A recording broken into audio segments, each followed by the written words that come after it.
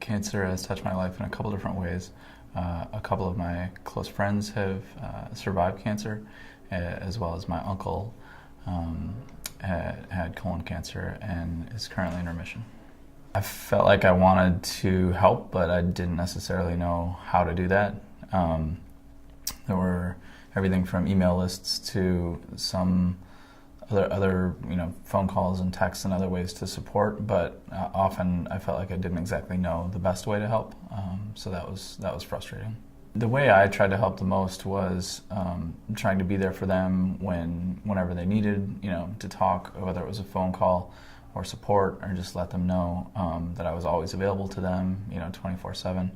I think I would find what I thought were inspirational pieces of content. I'm a big sports fan, and one of my favorite pieces of online content is the Jim Valvano speech from the ESPYs from when he was diagnosed and he was accepting the Arthur Ashe Award on stage, knowing that he probably wouldn't live for another year. And just that piece to me is so touching and went so deep that I shared that with them and just let them know that I'm there for them. But I honestly felt like I didn't do enough.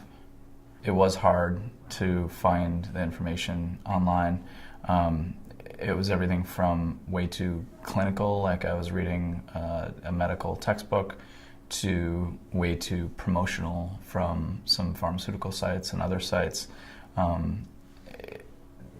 clinical things were a little bit interesting to read, but not helpful in me sort of knowing what to do or say to help them.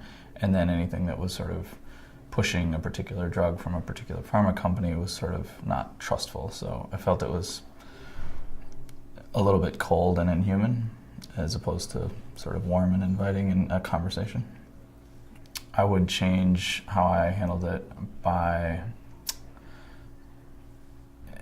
making a point to be there for them physically, like to go visit, book the plane ticket, go on an experience with them, maybe something to just get their mind off of it, as opposed to just being available kind of via the phone or email. I would say, you know what, we're going fishing in Canada this week, I don't care what happens, and do those sort of experiential things to really be there for them and at the same point take their mind off of this, this thing that they're going through.